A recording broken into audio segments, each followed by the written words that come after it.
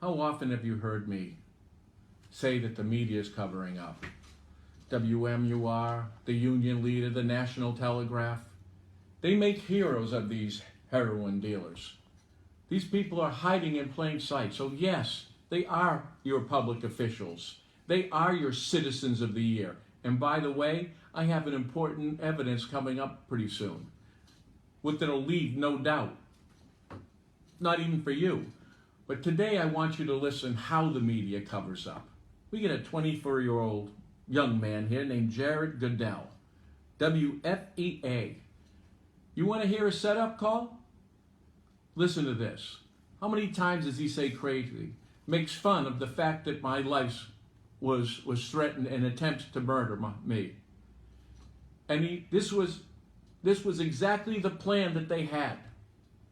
Now I want you to use your own judgment. And I want you to hear this. And I want you to see through this and see the power of this cover-up and see the fear they have of you hearing the truth. Now, when we were done the radio show, only then did he start saying, oh, I don't believe it. I'm saying this 24-year-old young man is a coward. And the next time, and I'm open for another interview, face-to-face. So when it comes to my life, let's see if you laugh about it then. Please, listen to this radio program. And people, please learn from it. This is the art. Destroy the man, you destroy his message. My message is that these criminals are killing our children. These political Ayat, Shaheen are protecting these drug dealers. And the drug dealers are Anagos and Cruz. And what I say about the banking department is true. And those attempts on my life, there is medical reports from that hospital. There are videotapes from that hotel. There are witnesses from the attempt in the office. So you see, I am proving facts, and we're going to move each and every time criminally against these people. All right, thank you. Sponsoring this half hour of the Jared Goodell Show. As promised, we've been talking about this all morning. Mike Gill, the man who is known for having signs on South Willow Street that accuse politicians here in New Hampshire and now local business owners of being drug dealers. Mike Gill's the guy who owns those signs, and he joins us on the phone line this morning on the Jared Goodell Show. Mike, good morning to you. Good morning. You know, I used to have more signs, and then my controller in the company, it turns out, has been working with Alex Walker, and we've been destroying the signs. But we still have one left on Manchester. And what it says is the truth. Let's not forget that I put Alex Walker is a drug kingpin in this. Alex Walker has had my life three times attempts on my life. And what I'm telling you is all documented. From now on, we're not filing lawsuits. We're filing criminal complaints. We're going to put them on videos. We're going to show you who they are and what they do, what they're doing. And I want to remind people who are on those signs, why aren't they taking them down if it isn't true? You can get an injunction. You don't have to sue somebody. You take 10 minutes, you file an injunction, tell the judge, hey, they're not true, make them take them off. Now, why can't they do that? Because it is true. And it's time for all of us to wake up. Mike Gill on the line with us. Mike, people in Manchester, there's lots of people who are following you on social media, and you're posting pretty regularly. You're recording videos and posting them pretty regularly. But there's some people, when you go to the comment section, who say, Mike, I agree with your message. We agree with your message, but the way that you're trying to get the message across, the way that you go about talking about these issues, it just sounds crazy. Really? Well, how about this? They're still on the sign. The fact, in Manchester? Well, let's see, Manchester. There's 13,384 cities and towns in the United States, and you're the worst heroin-addicted city or town in the country. So how crazy is that? That's a statistic, by the way. And listen, 2020 has their picks of towns across the country and does a special on Manchester, New Hampshire. And you know what I say? I say, wake up. The numbers are telling you what's going on. We're opening up treatment centers. We're not arresting drug dealers. They expect the business to be picking up. And this cannot happen. We cannot have the highest death rate of with heroin and so forth if the police officials aren't involved. And does that seem crazy to people? Well, let me explain. Just spend 10 days in jail, right? Do you know that it's common knowledge in jail, because I did a little investigating since I was there, that the guards are selling drugs. The pamphlets and the reading material from the prison are warning people how not to get raped by going into different corners and so forth. And, by the way, not taking drugs. Well, how do you think the drugs are getting in there? There's no outside contact with prisoners. It's coming in from the guards. So if the guards are bringing it in, and I'm telling you I have evidence that they are, then why is it a far stretch to see that the police in that city of Manchester is helping and protecting drug dealers, which is why, and the only reason why, we've reached to the level of crisis as we have. Well, Mike, I guess I don't disagree with you, and I've gone on the record many times in saying that I believe that we should be jailing and putting drug users and drug dealers behind bars. The authorities say that that's not going to work. That's not going to help the issue. Get the suppliers. Who do you think of the suppliers? But why do you put the Citizens of the Year up there? Hey, listen, did you hear Aganos and Cruz tell me they're going to sue me? Indeed, they told them they're not, because they know it's true. Who do you think owns these treatment centers? But let me ask you, Mike, but why? I mean, do you really believe that local business owners and that local politicians are dealing drugs? I mean, do you really believe that? That's what you put on your signs. Business owners. You just said business owners. Oh, you mean Cruz? I'm not saying business owners. Don't pluralize it. I made single accusations now, haven't I? I named them. I put them on the signs. So let's keep it to the people I accuse. And if you're asking me if they're guilty, absolutely. And but how are they guilty? They're distributing it. They've been distributing drugs for 20 years. I have witnesses that I've given into the Department of Justice, worked in the warehouse. I have witnesses that worked in the transportation of these drugs and machine guns, and they know it. So how's that for being guilty? So you're saying that you're claiming, Mike Gill, this morning that Andy Cruz, you have proof that he's been dealing drugs and distributing weapons. I've got State Senator Abe Sanborn, who's known it for 20 years. Now, he'd like to deny it. The problem is he said it in front of 7 witnesses that all come forward and all went to a Department of Justice complaint. Andy Cruz admitted that Anagos too. And that's just a fraction of what we have. A fraction. How about this? Do we have the worst heroin problem in America? Have you lived in New Hampshire your whole life? I have. Now, you try to explain that to me. And why aren't they going to jail? It's this simple, you know. I was in prison. I talked to the kids, the children that are getting beaten and raped in jail, by the way, and they'll all point to the guards. I went to the streets, went down Elm Street, talked to the drug users, and they tell you where to get it. I've got warehouses. I've got houses. The problem we have is, who do you report it to? I had a woman who worked in the transportation of these heroin and machine guns. She went to the authorities. She went to, I'll tell you, Captain Clark, Detective Clark from Derry. Right. Gave him the drug dealers' names, everything what they were doing. Before she got home, the drug dealer called her off the phone, her ex-husband, by the way, and said Clark ratted her all out. So that's simply the truth. My life has been 3 attempts on my life for murder, one of which is on video, one of which has 3 witnesses, which is the only reason why I'm still here. So do we find it all that unbelievable? Really? Mike Gill is on the line with us on the Jared Goodell Show this morning.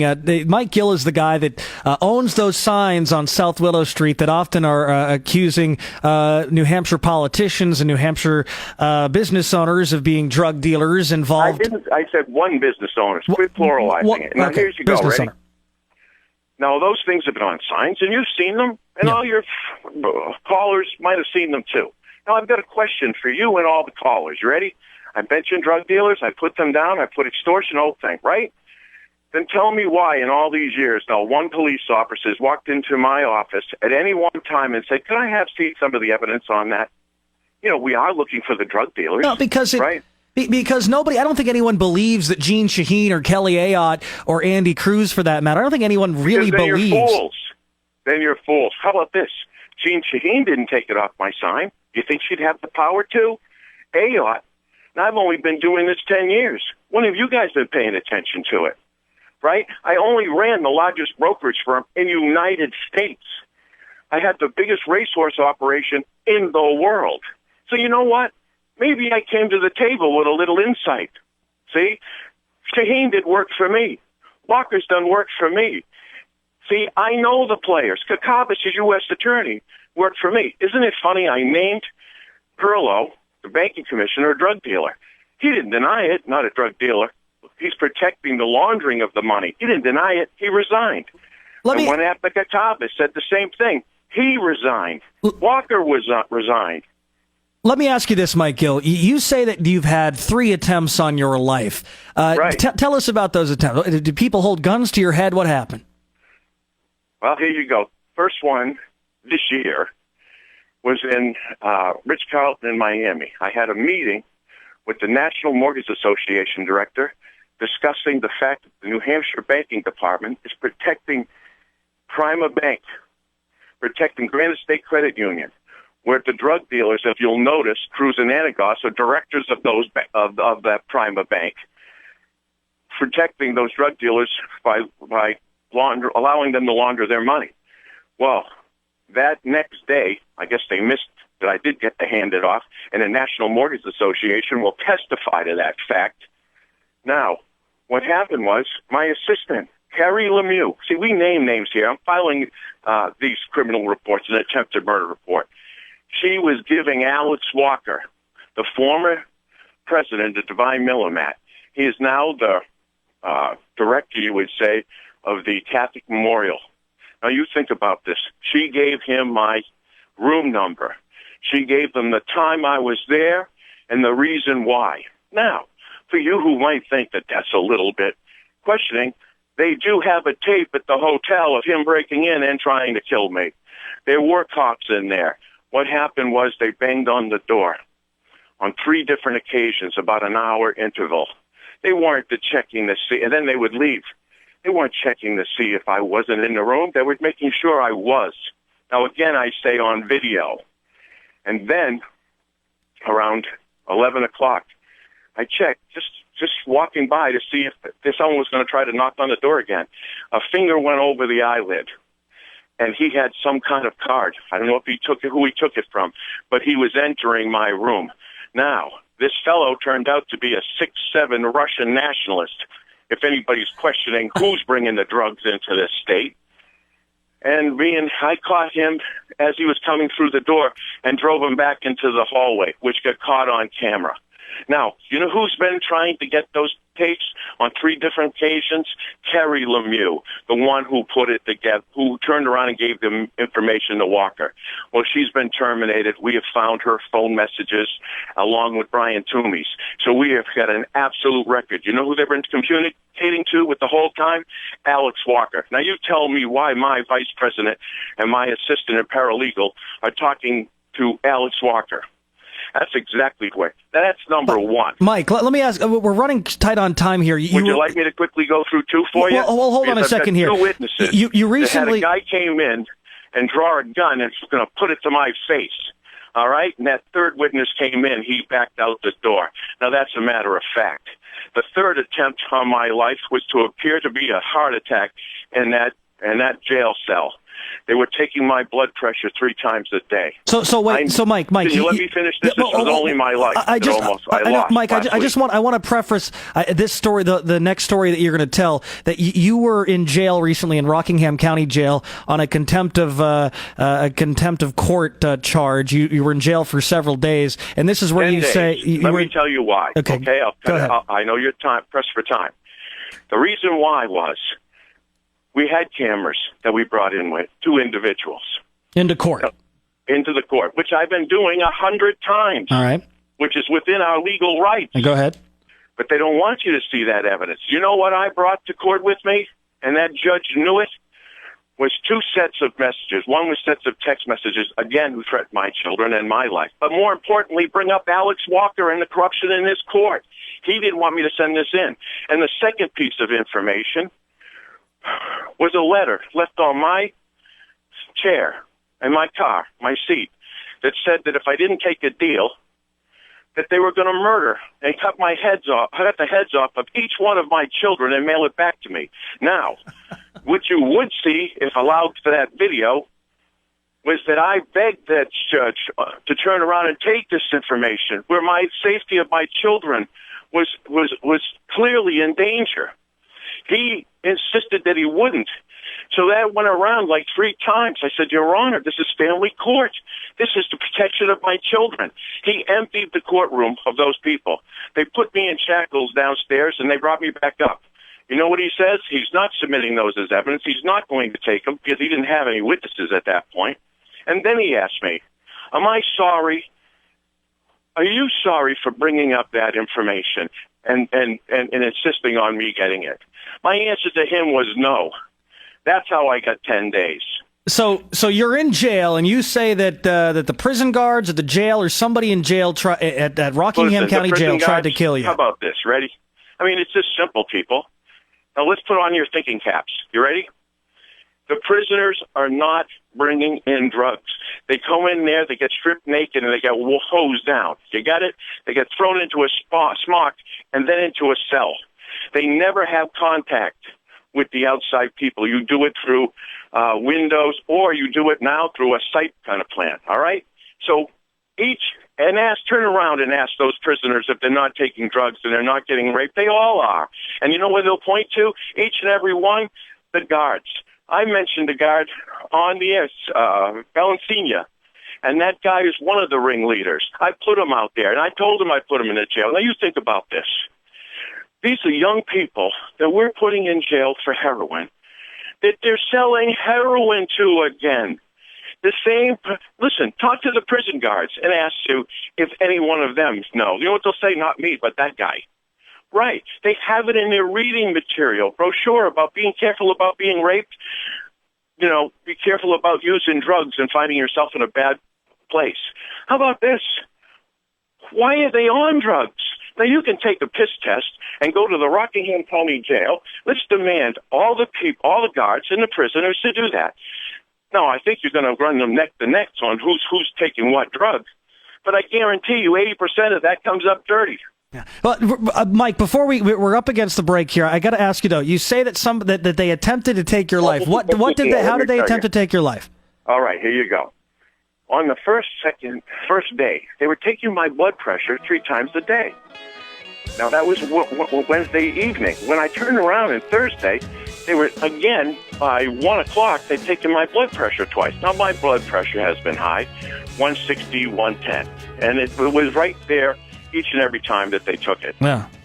And then I had a meeting with a lawyer that came in that I had no idea. Yeah. He told me to take the deal. And then I told him, what about our children? So at this point, I said, are you talking to Walker? And he looked away. I'm telling you, he's talking to Walker. And at that point, when I wouldn't take the deal, and that's funny, you remember the letter on my chair that said take the deal? Yeah. So now, all of a sudden, I hand him a note. Now, I put that note out there on public, so you know that I called it ahead of this incident, and that is that they're going to kill me, and I think it might be tonight. So what happened was, by the time the dinner time came, they were watching me try to eat. I took 2 spoonfuls of what I thought were potatoes. Yeah. As soon as they turned around, I flushed that. Now, this is medical records. We don't have to so they, question Mike, it. Hold on, we don't have to question this. Okay. That night, I crashed. I had the worst headache of my life. I sat up. My hands were turning colors. My feet were turning colors. I passed out on the floor. I tried to make it to the door. That guard was standing there, laying there and saying, die. How's that? And you know, they thought I ate the whole plate. Well, I didn't. And when they finally came in, my blood pressure dropped 70 points already. And at that point, I was recovering. That's exactly. And if you don't think they can't get heroin and drugs into a prison, you're mistaken. Right. And if they can do that, they can put anything in your food. So I didn't eat anything for 8 days other than a couple of sealed cartons of milk, 4-ounce milks, and juices. Mike, and that's why I'm still we're right here. up against the break. Mike Gill, thanks for coming on this morning. We hope we can talk to you again in the future. Claiming there that in his mashed potatoes they had maybe poisoned them. It's interesting stuff. Hey, listen, that was no joke, by the way. That was my life. When I was laying on that floor, you know what I was saying? I go, this is how I die. And maybe if I do, it'll bring attention to this and the people will believe me. You know? How's those for mashed potatoes?